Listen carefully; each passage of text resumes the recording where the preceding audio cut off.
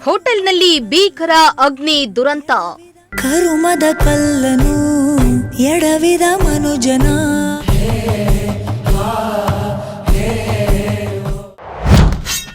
ನೋಡ್ತಿದ್ದಂತೆ ಸುಟ್ಟು ಕರಕಲಾದ ಹೋಟೆಲ್.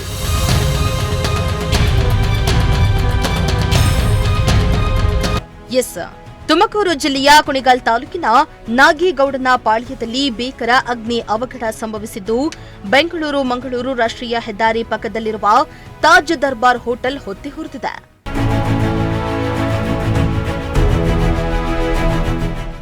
ಹೌದು, ತಾಜ್ ದರ್ಬಾರ್ ಹೋಟೆಲ್ನಲ್ಲಿ ನಿನ್ನೆ ಸಂಜೆ 5:30ರ ಸುಮಾರಿಗೆ ಏಕಾಏಕಿ ಬೆಂಕಿ ಕಾಣಿಸಿಕೊಂಡಿದ್ದು, ಕ್ಷಣಾರ್ಧದಲ್ಲಿಯೇ ಇಡೀ ಹೋಟೆಲ್ ದಗದಗನೆ ಹೊತ್ತಿ ಉರಿದಿದೆ.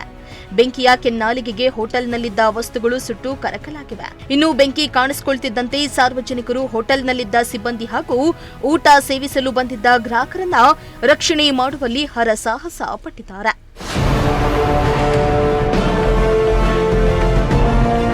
ಇನ್ನು ಭೀಕರ ಅಗ್ನಿ ದುರಂತದಲ್ಲಿ ಹೋಟೆಲ್ನಲ್ಲಿದ್ದ ಲಕ್ಷಾಂತರ ರೂಪಾಯಿ ಮೌಲ್ಯದ ಪೀಠೋಪಕರಣಗಳು, ಎಲೆಕ್ಟ್ರಾನಿಕ್ ಉಪಕರಣಗಳು ಸೇರಿದಂತೆ ಆಹಾರ ಸಾಮಗ್ರಿಗಳು ಬೆಂಕಿಗೆ ಆಹುತಿಯಾಗಿದೆ.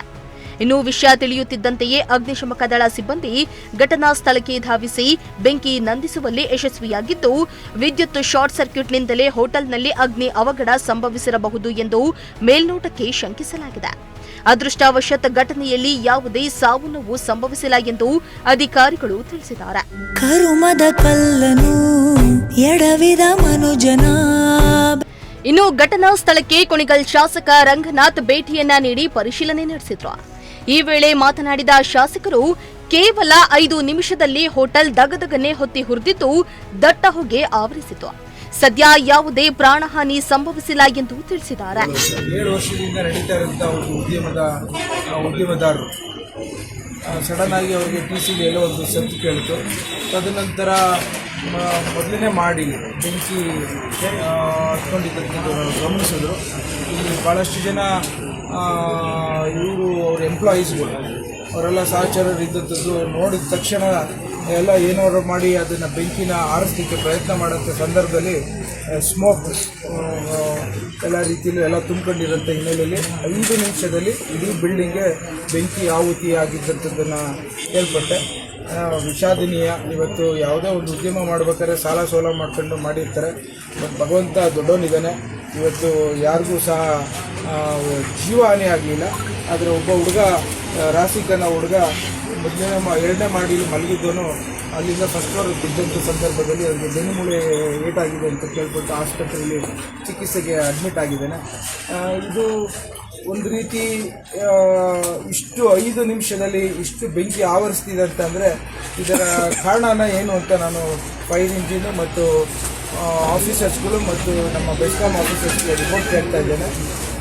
ಎಲ್ಲಿ ಯಾವ ರೀತಿ ನಾವು ಈ ಒಂದು ಅನಾಹುತಗಳನ್ನು ತಡಿಬೋದು ಅನ್ನೋದು ಒಂದು ಕಡೆ ಆದರೆ, ಮಿಕ್ಕಿದಂಥ ಉದ್ಯಮೆದಾರರಿಗೆ ಯಾವ ರೀತಿ ಈ ರೀತಿಯ ಅನಾಹುತಗಳಾಗಬಾರ್ದು ಅನ್ನೋದನ್ನು ಅವ್ರಿಗೆಲ್ಲ ಮಂದಟ್ಟು ಮಾಡೋಂಥ ಒಂದು ಕಾರ್ಯಕ್ರಮ ಮಾಡಬೇಕಾಗಿದೆ.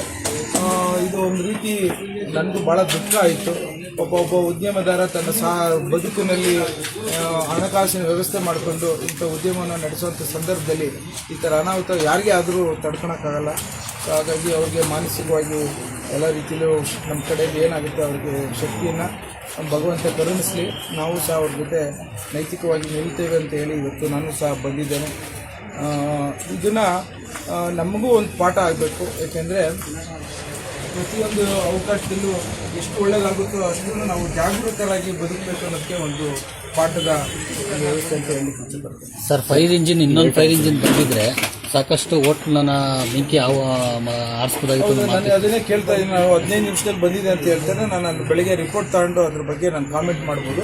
ಬಟ್ ಆದರೆ ಈ ಥರ ಬೆಂಕಿ ಅನಾಹುತಗಳಿಗೆ ನಾವು ಸ್ಥಳೀಯವಾಗಿ ಎಲ್ಲದಕ್ಕೂ ಸಜ್ಜಾಗಿರ್ಬೇಕು. ಅದು ಭಾಳ ಮುಖ್ಯವಾದಂಥ ಅಂಶ. ನಾನು ನಮ್ಮ ನೋಡಿ ಸಿಒ ಇದ್ದಾರೆ, ಅವರು ಸ್ಟಾಫ್ ಕೇಳ್ತಾ ಇದ್ದೀನಿ. ಅವರು ನಾವು ಏನೇ ರಿಯಾಕ್ಟ್ ಮಾಡೋಕ್ಕೂ ನೀರನ್ನು ತಂದು ಹೊಡಿಲಿಕ್ಕೂ ಆಗದೇ ಇರೋಂಥ ಒಂದು ದೊಡ್ಡದಾದಂಥ ಬೆಂಕಿ ಹತ್ಕೊಂಡಿರೋಂಥ ವಿಚಾರ ಹೇಳ್ತಾ ಇದ್ದಾರೆ. ಹಾಗಾಗಿ ಇದು ಎಲ್ಲರಿಗೂ ಒಂದು ಪರಿಪಾಠವಾಗಿ ನಾವು ಬದುಕಿನಲ್ಲಿ ಯಾವ ರೀತಿ ಈ ಒಂದು ಬೆಂಕಿ ಅವಘಡಗಳನ್ನು ತಡಿಬೋದು ಅನ್ನೋ ಒಂದು ಪ್ರಯತ್ನವನ್ನು ಮಾಡಬೇಕಾದಂಥದ್ದು ಭಾಳಷ್ಟು ನಮಗೆ ಕಲಿಯುವಂಥ ಒಂದು ವಿಚಾರ. ಇದ್ರ ಜೊತೆ ಇವತ್ತು ನಾನು ಅದನ್ನು ಜೆ ಅವ್ರು ಕೇಳ್ತಾ ಇದ್ದೀನಿ, ಏನಾದ್ರು ಇನ್ಶೂರೆನ್ಸ್ ಮಾಡಿಸಿದ್ದೀರಾ ಅಂತ. ಮಾಡಿಸಿದ್ದೀನಿ ಅಂತ ಹೇಳ್ತಾ ಇದ್ದಾರೆ. ಸೊ ಮುಂದಿನ ದಿನಗಳಲ್ಲಿ ಇದು ಯಾವ ರೀತಿ ಮಾಡೋದು ಅನ್ನೋದನ್ನು ನೋಡಿ. ಸದ್ಯ ವಿಷಯ ತಿಳಿದು ಅಮೃತೂರು ಪೊಲೀಸ್ ಠಾಣೆಯ ಅಧಿಕಾರಿಗಳು ಘಟನಾ ಸ್ಥಳಕ್ಕೆ ಭೇಟಿಯನ್ನ ನೀಡಿ ಪರಿಶೀಲನೆ ನಡೆಸಿದ್ದು ಪ್ರಕರಣವನ್ನ ದಾಖಲಿಸಿಕೊಂಡು ತನಿಖೆಯನ್ನ ಮುಂದುವರೆಸಿದ್ದಾರೆ.